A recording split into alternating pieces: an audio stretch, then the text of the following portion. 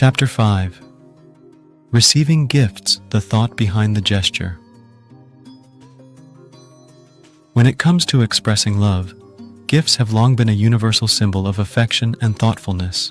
For some individuals, the act of receiving gifts is the ultimate way to feel loved and cherished. However, this love language isn't about materialism or extravagance. It's about the meaning and thought behind the gesture. A well-chosen gift can communicate, "I was thinking of you," in a deeply personal and memorable way. What receiving gifts means for those who value this love language: gifts serve as tangible tokens of love and appreciation. It's not about the price tag, but the intention behind the act. A small, heartfelt gift, like a handwritten note, a favorite snack, or a keepsake, can hold immense emotional value. These individuals see gifts as a reflection of the giver's thoughtfulness and effort. Examples of receiving gifts in action. 1. Romantic relationships. David's love language is receiving gifts, and his partner, Mia, surprises him with a framed photo of their favorite vacation spot. To David, the gift signifies that Mia treasures their shared memories. 2. Friendships. Sarah's best friend, Laura, gives her a handmade bracelet for her birthday. Sarah cherishes it not because it's expensive, but because Laura took the time to create something meaningful. 3. Parent-child relationships. A child whose love language is receiving gifts might feel deeply loved when a parent brings home a small toy or a favorite treat after a trip. The psychology of gift-giving is deeply rooted in human psychology. According to a 2015 study published in the Journal of Consumer Research, receiving a thoughtful gift triggers feelings of gratitude, strengthens social bonds, and increases overall happiness. The emotional value of a gift lies in its ability to symbolize care, thought, and connection. How to speak the language of gifts. 1. Make it personal. Choose gifts that reflect the recipient's personality, interests, or preferences. For example, if your loved one enjoys gardening, a set of high-quality seeds or a unique planter would be meaningful. 2. Celebrate small moments. Gifts don't need to be reserved for major occasions. Surprise your loved one with a small token just because. It shows that they're on your mind. 3. Pay attention to hints. Often, people drop subtle hints about things they'd appreciate. Listening closely can help you choose the perfect gift. 4. Present it thoughtfully. The presentation of a gift can enhance its emotional impact. Wrapping it beautifully or delivering it with a heartfelt note adds an extra layer of meaning. Pitfalls to avoid. 1. Overspending. The value of a gift doesn't come from its cost. Focus on meaningfulness rather than extravagance. 2. Generic or impersonal gifts. Avoid gifts that feel thoughtless or rushed. A generic item may fail to convey the care and effort that make this love language special. 3. Inconsistent effort. For someone whose love language is receiving gifts, regular, thoughtful gestures mean more than occasional grand gestures. Practical exercises. 1. The thoughtful gift. Challenge. Choose a loved one and spend time selecting or creating a gift that reflects their personality. Deliver it with a note explaining why you chose it. 2. Create a memory box. Collect small mementos from meaningful experiences, concert tickets, photos, or keepsakes, and present them as a gift to commemorate your shared journey. 3. Give handmade gifts. Put effort into creating something personal, such as a scrapbook, a piece of art, or a handwritten letter. These gifts often carry the most emotional weight. When receiving gifts is overlooked, neglecting this love language can lead to feelings of being unappreciated or forgotten. Even small gestures, like bringing home their favorite treat or picking flowers from the garden, can go a long way in making someone feel loved. Real-life example, consider Emma and Jake. Emma's love language is receiving gifts, while Jake's is quality time. Jake initially struggles to understand why Emma values gifts so much. To him, spending time together is what matters most. After learning about Emma's love language, Jake starts surprising her with small, meaningful tokens. A book she's been wanting to read, or her favorite coffee drink. Emma, in turn, plans special outings to align with Jake's love language. By honoring each other's preferences, their relationship becomes stronger and more balanced. Gifts beyond romance.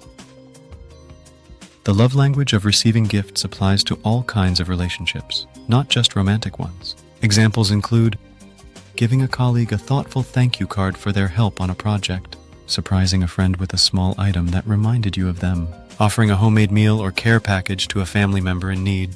Looking ahead while receiving gifts is a powerful way to express love. It's not the only method.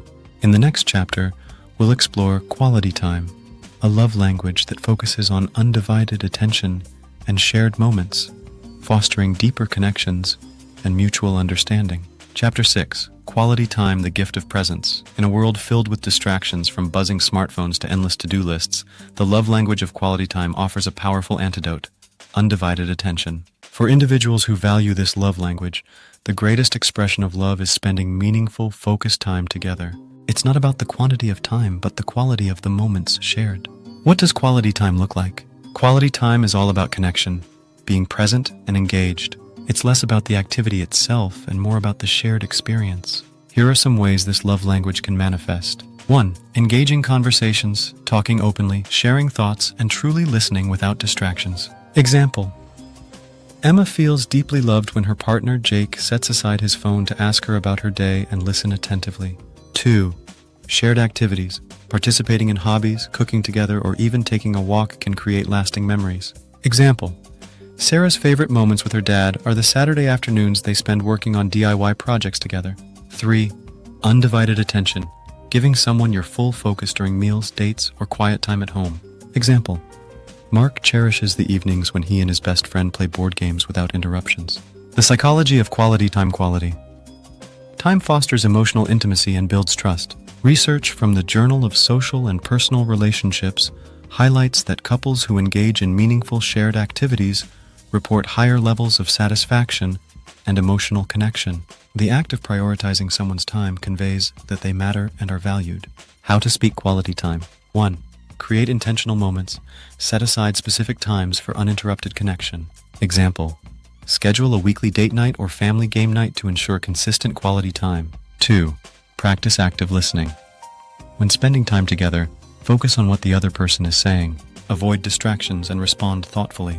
Example: when your child shares a story from school, give them your full attention and ask follow-up questions to show interest. 3. Explore shared interests.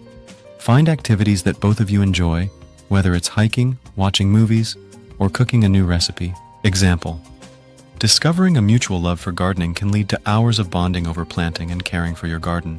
4. Be present. Put away devices and give your full attention during your time together. Example: during dinner, make it a rule to keep phones away from the table. Practical exercises. 1. The 1 hour of focused time challenge. Dedicate 1 uninterrupted hour to your loved one this week. Talk, play a game, or simply enjoy each other's company. 2. Plan a surprise activity. Organize an outing or activity that aligns with their interests. It could be as simple as a picnic in the park or a movie night at home. 3. Start a new tradition. Create a recurring activity like Sunday morning coffee dates or evening walks to ensure regular quality time. When quality time is neglected. For those whose love language is quality time, neglecting to spend meaningful time together can create feelings of isolation and neglect. Even if other love languages are expressed, the lack of focused attention may leave them feeling unloved. Common challenges. 1. Time constraints. Busy schedules can make it difficult to carve out quality time. Start small by dedicating even 15, 20 minutes a day to meaningful interaction. 2. Distractions. Being physically present but mentally distracted can hinder the connection. Turn off notifications and focus fully on the moment. Real-life example, consider Mia and Lucas. Mia's love language is quality time, while Lucas's is acts of service. Lucas often shows his love by fixing things around the house, but Mia feels disconnected because they rarely spend uninterrupted time together. After learning about love languages, Lucas begins setting aside 1 evening a week for date nights. Mia, in turn, shows appreciation for Lucas's efforts by helping with chores. This balance strengthens their relationship.